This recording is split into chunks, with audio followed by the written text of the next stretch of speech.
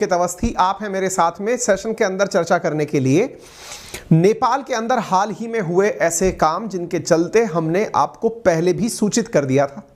क्या हुआ है नेपाल में, आइए हम आपको हेडिंग से तो बता ही रहे हैं कि नेपाल में प्रचंड की सरकार आते ही चीन की एंट्री हो चुकी है। चीन की एंट्री किस काम में हुई है? चीन असल में हिमालय के अंदर अपने द्वारा सीमा के क्षेत्र में एंट्री करने का प्रयास कर रहा है, ट्रेन दौड़ाने की तैयारी कर रहा है। क्या है ये पूरी कहानी, हम आपको बताते हैं, क्योंकि नेपाल में प्रचंड राज आते ही चीन फिर से सक्रिय हो गया है। आपको याद होगा हमने आज से 1 दिन पहले या 3 दिन पहले 26 दिसंबर के दिन एक खबर आपसे साझा की थी, जिसमें मैंने आपसे कहा था कि नेपाल में चीन कामयाब, और कहा था कि ओली के सहयोग से प्रचंड की सरकार बन गई है। ये जानकारी जब हमने आपको दी थी तब इस बात से आपको बहुत अच्छे से अवगत कराया था कि ये दोनों ही कम्युनिस्ट पार्टी हैं जिन्होंने सहयोग से सरकार बनाई है। एक communist party of Nepal UML है, यानी मार्क्सिस्ट लेनिनिस्ट है, और एक कम्युनिस्ट पार्टी ऑफ नेपाल माओवादी है। ये दोनों ही नेता जो आपको यहाँ दिख रहे हैं, दोनों ही साम्यवादी पार्टी के नेता हैं। दोनों ने ही सहयोग से एक दूसरे के साथ मिलकर सरकार बनाई है। इससे पहले देउबा की सरकार थी, तब तक चीन की नो एंट्री थी। इनके द्वारा 26 तारीख के दिन की आप ये खबर देख रहे हैं। 26 के बाद में सरकार बनते ही अब जो हो रहा है वो अब आपके सामने है।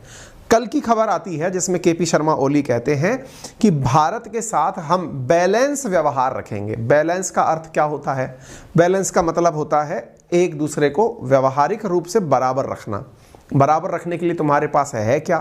तो आंसर है कि भाई नेपाल के पास बैलेंस करने के लिए चीन है, अगर इसका अर्थ यही निकाला जाए। क्योंकि अल्टीमेटली जो वर्तमान में खबर आ रही हैं वो क्या कहती हैं, चाइना ने अपने द्वारा टीम भेज दी है एक्सपर्ट्स की, ताकि वो नेपाल में फिजिबिलिटी स्टडी कर सके कि क्रॉस बॉर्डर रेलवे लाइन डल सकती है या नहीं। आप ये खबर देखते हैं 28 दिसंबर यानी कि कल की। परिवर्तन देखिए कितना तेजी से होता है, मतलब अंतर्राष्ट्रीय घटनाक्रमों को आप कितना अच्छे से समझ सकते हैं, इसके लिए हर खबर आपको जानना जरूरी है। आपको हमने परसों ही खबर दी थी कि नेपाल में चीन समर्थित सरकार, चीन की एंट्री केवल 2 दिन निकले हैं। आपके सामने इकोनॉमिक्स टाइम्स की खबर है, first post, the print, the Kathmandu post, Chinese arise for rail feasibility post. ये चाइना का प्रमुख, वो नेपाल का बड़ा अखबार है काठमांडू पोस्ट, और उसकी खबर आप देख लीजिए। China railway first survey and design institute group to do on grant basis, यहां पर आकर के ये अध्ययन करने आ चुके हैं। आप सब अच्छे से जानते हैं टोपोग्राफी जो भी नेपाल की है कि ये एक हिमालयन राज्य है, हिमालयन देश है।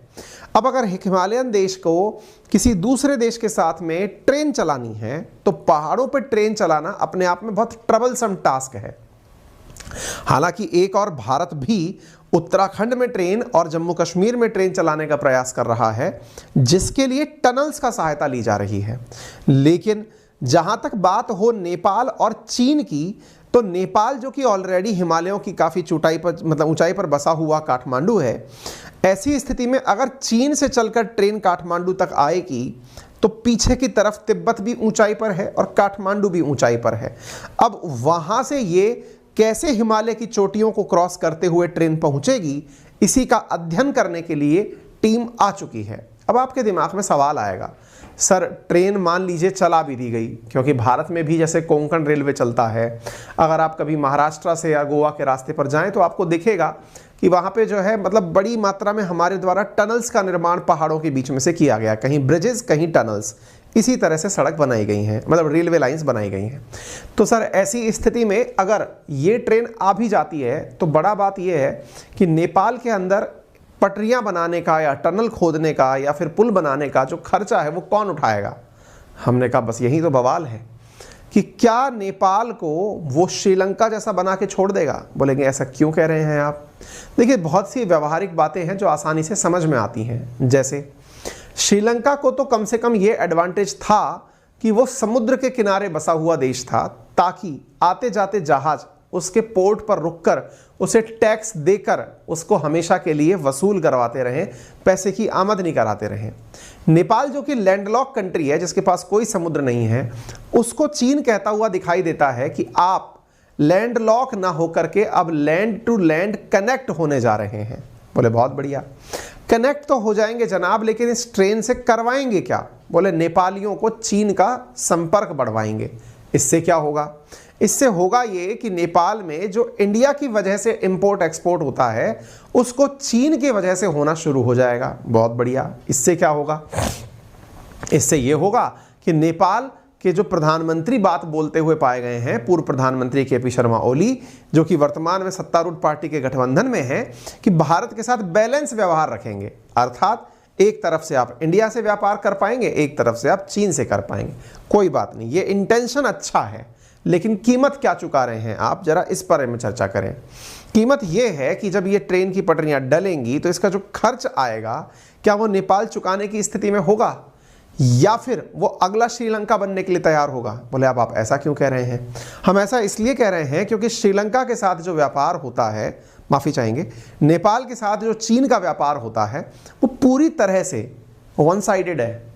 हालांकि चीन ने नेपालियों से कह रखा है कि आपके लगभग 7,000 प्रोडक्ट ऐसे हैं जिन पर हम टैक्स नहीं वसूलेंगे, आप बनाएं और चीन में भेज दें। उसके बावजूद भी जो ट्रेड बैलेंस है वो नेपाल की तरफ घाटे का ही है। अगर हम कुल व्यापार $1.5 बिलियन के आसपास देखें चीन और नेपाल का वर्तमान में, तो मात्र $500 मिलियन के आसपास ही नेपाली गुड्स एक्सपोर्ट होता है, $1 बिलियन से इंपोर्ट होता है। अर्थात फायदा चीन को होता है। आने वाले समय में तो फिर ये जब घाटा बढ़ेगा, व्यापार बढ़ेगा तो घाटा बढ़ेगा। उसके अलावा पुल निर्माण के लेकर के, पटरी निर्माण से लेकर के जो भी कार्य होगा उसका जो खर्च है आप चुकाएंगे कैसे? क्योंकि नेपाल आपको, चीन आपको ग्रांट नहीं देने वाला है, यानी अनुदान नहीं देने वाला है कि ये पकड़ो हमारी तरफ से धन और इस अनुदान का लाभ उठा करके पटरियां बनवा लो। वो आपको लोन देगा, कमर्शियल लोन देगा। जब आपके पास में पैसा ही नहीं है चुकाने के लिए तो कमर्शियल लोन की पूर्ति कैसे करेंगे?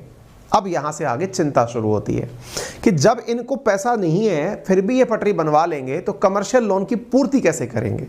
तो इसका जवाब है बिल्कुल वैसे ही जैसे श्रीलंका ने की थी। श्रीलंका ने क्या किया था? जब श्रीलंका ने चीन की सहायता से हम्बनटोटा पोर्ट बनवाया तो उसके पास में फिजिबिलिटी के नाम पर पैसे चुकाने के लिए नहीं बचे। उसने वही उठा करके गिरवी रख दिया 99 ईयर्स के लिए चीन को कि आप ही कमाओ, आप ही खाओ। नेपाल के पास एक ही सिटी ऐसी है जो कि टूरिस्ट डेस्टिनेशन है, या फिर ये कहिए कि उनकी अपनी राजधानी जहां से पूरा नेपाल चलता है, दैट इज काठमांडू। ये ट्रेन का स्टेशन काठमांडू तक आएगा। क्या नेपाल काठमांडू को गिरवी रखने के लिए तैयार है? सुनने में एक बार के लिए ऐसा अटपटा जरूर लगेगा, लेकिन जब श्रीलंका हम्बनटोटा को गिरवी रख सकता है तो हम्बनटोटा की तुलना में काठमांडू इतना डेवलप नहीं है। अगर ऐसा है तो चीन आपसे दिया हुआ कमर्शियल लोन वापस कैसे निकालेगा? क्योंकि अल्टीमेटली वो अपने व्यापारिक हितों को कभी छोड़ता नहीं है। और अगर ऐसा है तो क्या नेपाल के अंदर चीन का हुकूमत होगा? और अगर नेपाल में चीन का हुकूमत हुआ तो वो भारत के लिए चिंता की बात है। आप में से कुछ लोग कहेंगे भविष्य में होगा, इस बात को लेकर आज से चिंता क्यों कर रहे हैं? बहुत बढ़िया, मैंने आपको भविष्य में क्या होगा इसकी सूचना 2 दिन पहले दी थी। नेपाल में चीन कामयाब 26 दिसंबर को। ये भविष्य बहुत जल्दी नहीं आ गया। 26 तारीख को मैंने सूचना दिया, 28 को चाइनीज अंदर आ गए। आप पूछेंगे सर ये संयोग भी तो हो सकता है। अच्छा, 3 साल से जो संयोग नहीं हुआ वो अचानक हो गया। 3 साल से चाइनीज का एंट्री बैन थी कि वो यहां पर कोई फिजिबिलिटी टेस्ट करने नहीं आ पा रहे थे, अब आ गए। तो भाई साहब संयोग ऐसे ही नहीं होते हैं, ठीक है। तो उम्मीद है कि अब आपको ये बात अच्छे से समझ में आ गई हो कि 3 साल बाद में नेपाल से लगी सीमा को व्यापार के लिए फिर से खोल दिया है। चीनी विशेषज्ञों का एक दल मंगलवार को काठमांडू पहुंच गया है। दोनों देशों के बीच ट्रेन चलाने की संभावनाओं को लेकर प्रयास हो रहा है। ये वो कटिंग है जिसके अंदर दिखाया गया है कि किस प्रकार से ये लैंडलॉक कंट्री के अंदर इनका स्वागत हो रहा है, वेलकम हो चुका है। स्पोक पर्सन जो है चाइनीज एम्बेसी के नेपाल के अंदर, उन्होंने नई सरकार को धन्यवाद दिया है, अपने द्वारा नए भविष्य की कामना की कल्पना की है। 28 दिसंबर की एक और खबर देखिए, की trade route between Nepal and China reopen after nearly 3 years. अब ये क्या कहानी है? देखिए, एक तरफ तो जहां ट्रेन की संभावनाएं तलाशी जा रही हैं, वहीं दूसरी तरफ जो आप खबर देख रहे हैं वो क्या है? 3 साल से दोनों के बीच में व्यापार भी बंद था। लेकिन आपको याद है अभी 4-5 दिन पहले मैंने आपको न्यूज़, 4-5 दिन पहले नहीं, 2 दिन पहले शायद न्यूज़ पढ़ाई है कि चीन ने अपनी सभी सीमाएं खोल दी हैं। उसी क्रम में नेपाल ने भी अपनी सीमा खोल दी चीन के साथ कि साहब आप तो आराम से व्यापार करो हमारे साथ, और 3 साल से बंद पड़ा हुआ इनका बॉर्डर फिर से खुल गया है। ये देखिए, ये खबर है, यहां से 2 वे ट्रेड थ्रू कैरुंग तिब्बत के अंदर एक जगह है, रासू वगधी बॉर्डर, केरुंग रासू वगधी बॉर्डर जो है उसको वापस खोल दिया गया है आफ्टर ए सेरेमनी। बाकायदा बहुत अच्छे से उसका वो किया गया। 6 ट्रक जो है वो नेपाली सामान को लेकर के चाइना के अंदर गए। आप यहां से सामान जाते हुए देख सकते हैं। उम्मीद है आपको ये समझ में आ रहा हो। 3 साल बाद ये सीमा खोल दी गई है। ये रासू वागा दही नाम से नेपाल और चीन का सबसे पुराना व्यापारिक सीमा केंद्र है। यहां से होकर के सामान निकल रहा है। ठीक है साहब, तो एक तरह से ये बात भी अब आपको पूरी तरह से क्लियर हो गई है। चाइना की एक्सपर्ट टीम यहां पर आ गई है। अब सवाल बनता है ट्रेन का रूट रहेगा क्या मतलब बनाना क्या चाह रहे हैं ये? क्या जिनजियांग प्रोविंस को कनेक्ट कर रहे हैं नेपाल के साथ में, शंघाई को कनेक्ट कर रहे हैं, बीजिंग को कनेक्ट कर रहे हैं, कर क्या रहे हैं बताते हैं। असल में केरुंग से काठमांडू रेलवे लाइन की बात चल रही है। मात्र 72 किलोमीटर की है? नहीं, 72 किलोमीटर नेपाल के अंदर है। बेल्ट एंड रोड इनिशिएटिव के माध्यम से इसको निर्माण करने की बात चल रही है। इसकी रिपोर्ट तैयार करने में यहां से आगे 42 महीने का समय लगेगा। यानी कि एक तरह से यह तय किया जाएगा कि इस 42 महीने में सड़क कहां से कहां तक डाली जाए। चीनी दूतावास के अनुसार नेपाल और चीन के बीच का यह रेल मार्ग 170 किलोमीटर लंबा हो सकता है, जो तिब्बत की सीमा में बसा हुआ एक कस्बा है जिसका नाम है केरुंग, वहां से नेपाल की राजधानी काठमांडू को जोड़ेगा। ठीक है, तो केरुंग को काठमांडू से जोड़ने वाला एक रोड बनेगा, मतलब कि हाईवे बनेगा।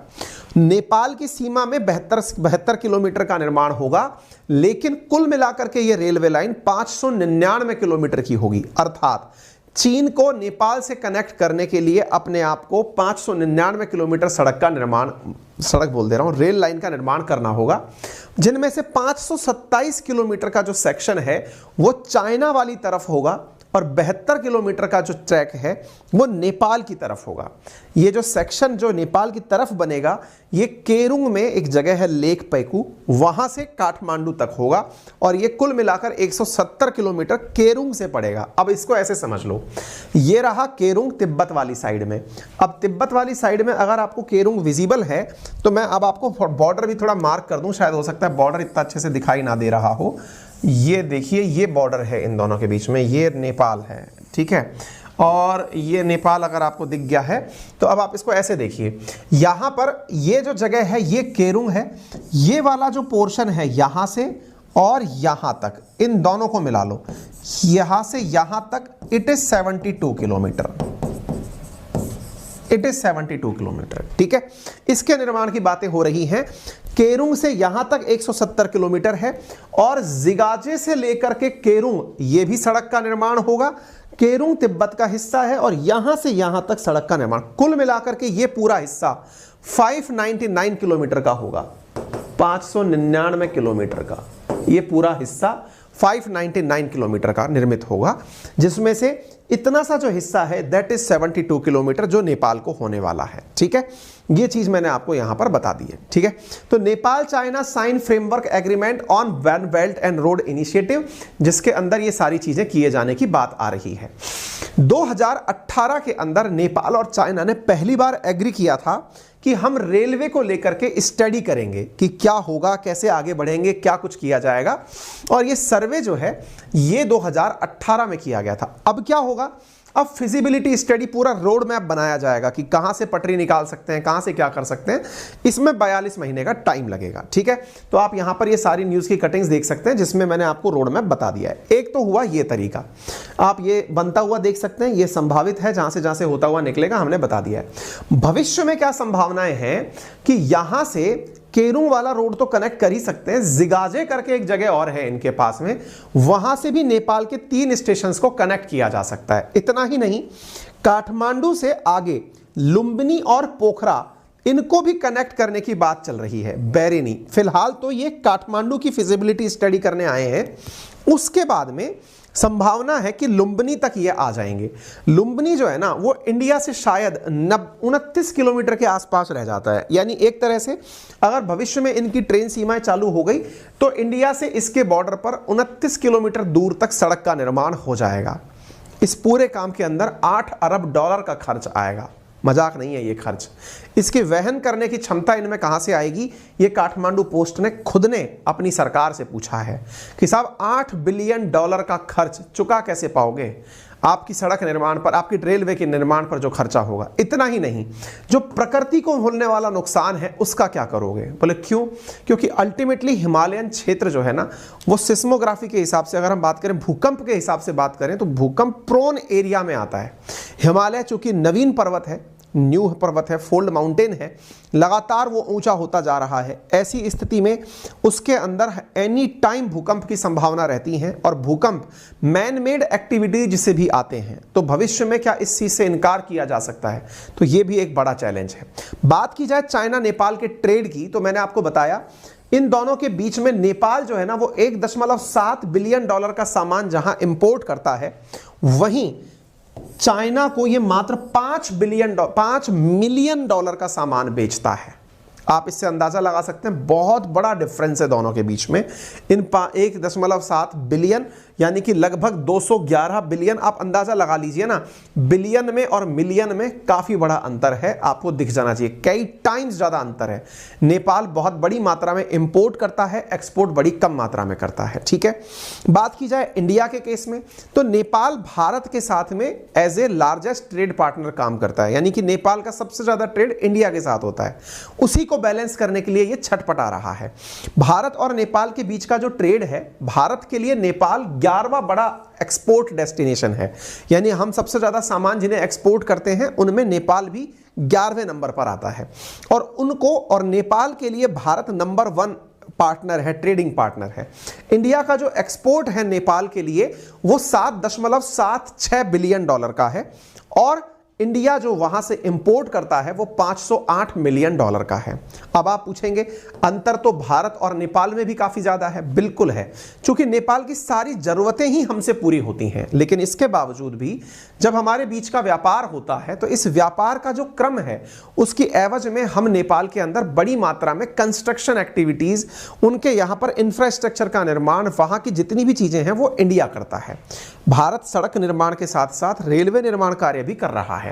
प्रधानमंत्री नरेंद्र मोदी ने अप्रैल 2, 2022 को देवबा के साथ मिलकर के, जो यहां के पूर्व पीएम थे, जयनगर कुर्था रेलवे स्टेशन का, रेलवे सर्विस का इनॉग्रेशन किया था। इतना ही नहीं, भारत ने काठमांडू और रक्सौल के बीच में एक रेलवे लाइन को लेकर के भी अक्टूबर 8, 2021 में एक MOU साइन किया हुआ है।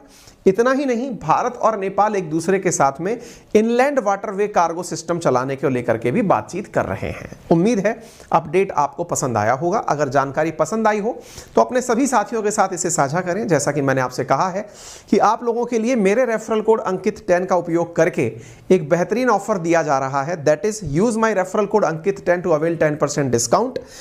अभी वो 10% डिस्काउंट सभी प्रकार के सब्सक्रिप्शन पर 23% दिया जा रहा है। 23% क्यों दिया जा रहा है? क्योंकि 2023 का स्वागत करना है, और यही 23% डिस्काउंट आपको मेरे द्वारा जो कोर्स लेकर आया जा रहा है उस पर भी मिल रहा है। अगर आप चाहते हैं state PCS, SSC, railway, defence या UPSC का फाउंडेशन तैयार करना, तो बहुत ही नॉमिनल लेवल पर, NCERT लेवल पर हिस्ट्री, ज्योग्राफी, पॉलिटी, इकोनॉमी के कोर्सेज आप मेरे साथ मात्र 1539 रुपए में, क्योंकि 1999 है, आप इस पर अंकित 10 लगाएंगे तो 6 महीने का कोर्स मेरे साथ लाइव पढ़ने का आपको मौका मिलेगा। ये एक्सक्लूसिव बैच है जो कि जनवरी के फर्स्ट वीक में शुरू हो जाएगा। फिलहाल के लिए इतना ही। अपना ख्याल रखें। धन्यवाद। लिंक कमेंट बॉक्स में दिया हुआ है।